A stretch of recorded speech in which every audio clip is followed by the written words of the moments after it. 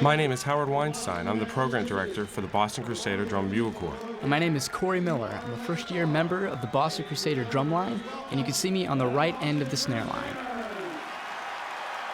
Our show for the 2002 season was entitled You Are My Star. And before I discuss any elements of our program, I want to let you know that this was probably the best group of kids I've ever had the opportunity to be associated with as a director or in any educational way. The first number of our show is entitled The American President. It was music that we took from a movie soundtrack.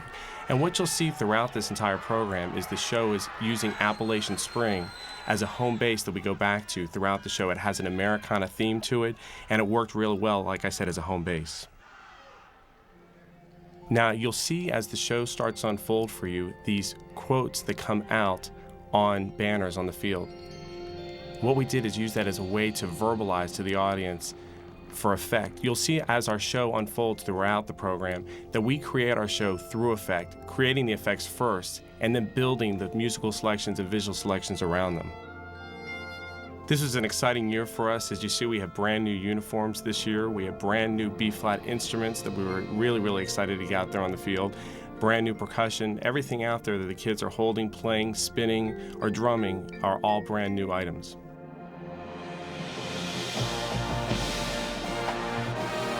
As you can see, we bring the color guard in as a full ensemble feature from the back left corner of the field. It serves as a multi-focus as they enter the field, and then they come and join with the rest of the organization and give you a full impact moment with the brass playing strong and the drumline with their first full battery ensemble moment.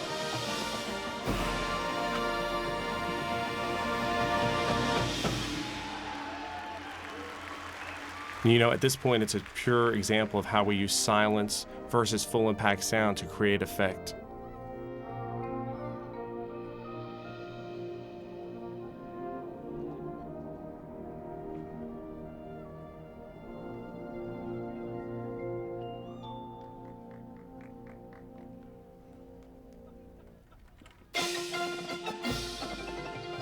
Now, as I said earlier, we use Appalachian Spring as a home base. This is one of the points in the show where we use Appalachian Spring more of the piece true to form.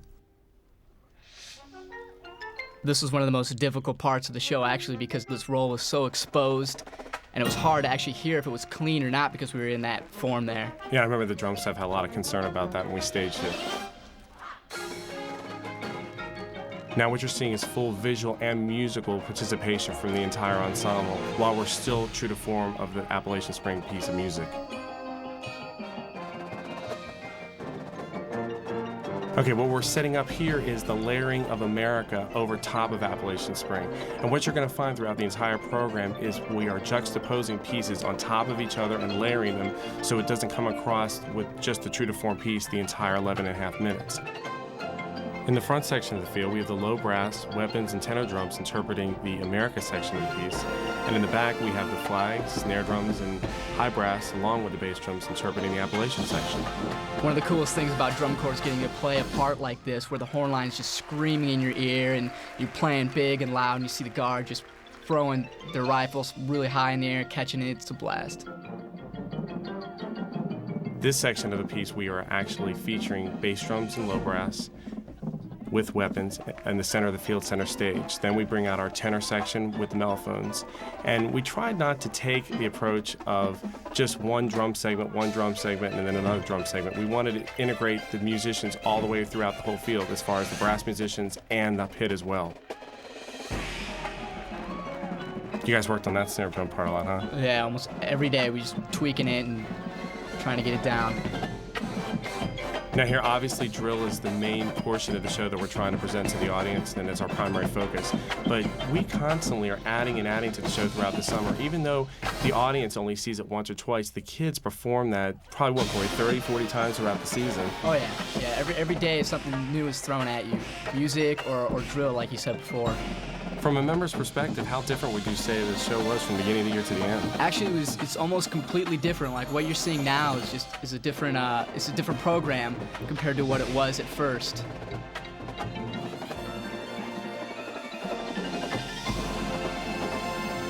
What I love here is when you're watching the performers' faces on the field, you're going to see the character and what these kids were about. Like I said in the beginning of this presentation, they were absolutely incredible to work with in every way. We truly, I would say, Corey, we enjoyed every minute of this whole summer working together. Yeah, plus we spent all summer together, and so by the time finals came, it was just really hard to say goodbye. We're starting our ballad here, You Are My Star, and as we put the show together in the fall and we're trying to figure out what songs we actually want to perform, we listen to what a lot of the audiences basically scream at us, and that's they want diversity of music and they want something that's entertaining. That makes these transitions that much harder because we need to make sure that they carry you from one piece logically to the other. Actually, that's me behind Jackie Robinson there, and snares and the basses were the guys that got to unfold the pictures. And you all had input on who were on those pictures. Do you remember how we handled that? Yeah, actually I do. I remember voting for Mark Twain, though. Yeah, but we kind of voted Mark Twain off because what we did was we tried to make a decision based on everyone's input and try to pick the 8 people that we felt had the most votes. So we took the staff's input, we took kids' input, we took everyone's input. And as you see, we're setting up, we're going to see the fireman from September 11th come out. And I did not want this to be a September 11th show. I didn't want people to feel like we were capitalizing on that horrible, horrible incident. However, I felt it was my responsibility to expose my 135 kids to this in another way.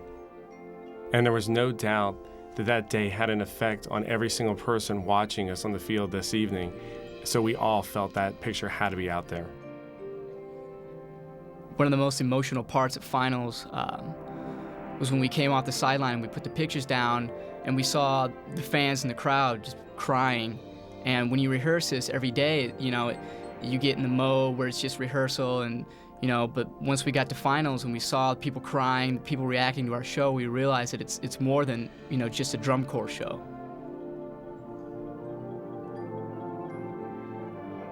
And as designers, we really work hard to make sure that we're touching our audience in various emotional ways throughout the entire program. As I sit here and look at that quote again on the field, it reminds me that our kids are our stars, and they did give us life like you wouldn't believe, and we work hard to make sure that all their sacrificing and everything they're putting into this, from time, money, and everything they do, will have great, great benefits for them for the rest of their life. We feel that it's that important to us and them.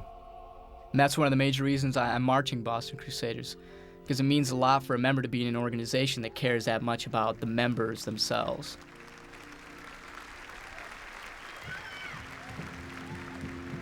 Okay, here's a transition in the Artie Shaw piece, Clarinet Concerto.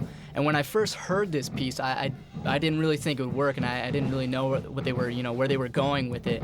Just seemed kind of strange. Yeah, actually, we play a lot of these pieces in their original form for the kids at camps just to see what they think about it.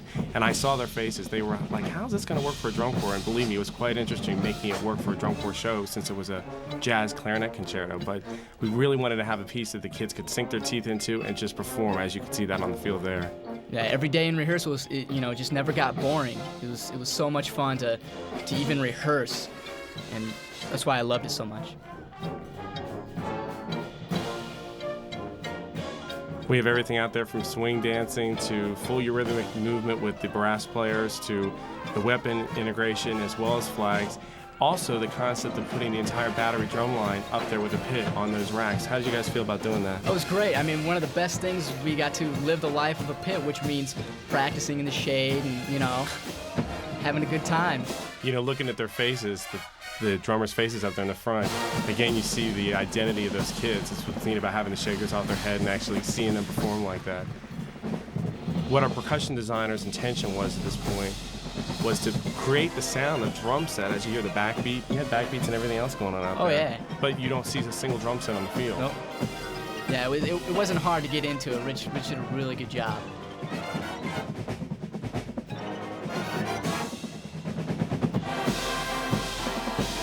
Crowd ate them up at this point every time.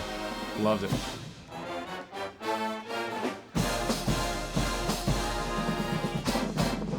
There's our conquest shots. Got the bass run there, too.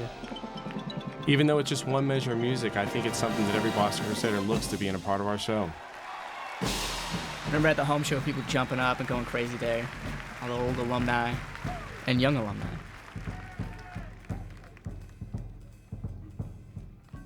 This was another transition that was difficult to make visually and musically seamless.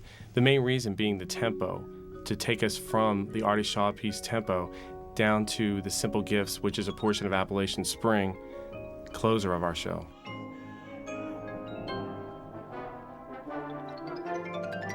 I remember Rich sitting us down and explaining to us why they chose this piece, because, you know, it is in fact a gift to be simple and a gift to be free, and it meant a lot to us and made everything seem, you know, a little more patriotic.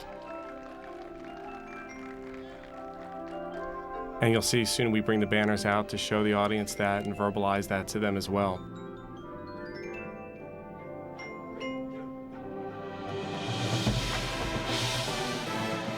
It's one of those parts of finals where everybody's just letting everything go.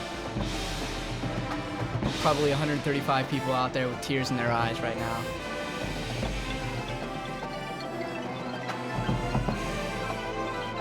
I was really pleased with the way the banners worked on the field. Gave a nice, elegant touch to the show. And it was something different that the spectators could take away with them, remembering about the Boston Crusaders.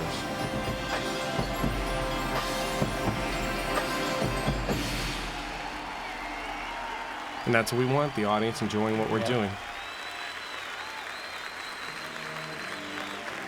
Wow.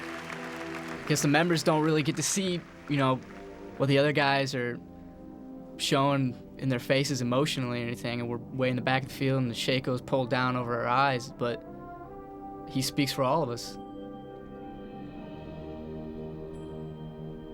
And here we are building this American flag, living American flag on the field, which wasn't even a part of the show at the beginning of the season, and it was the final touch that just really put the whole show together.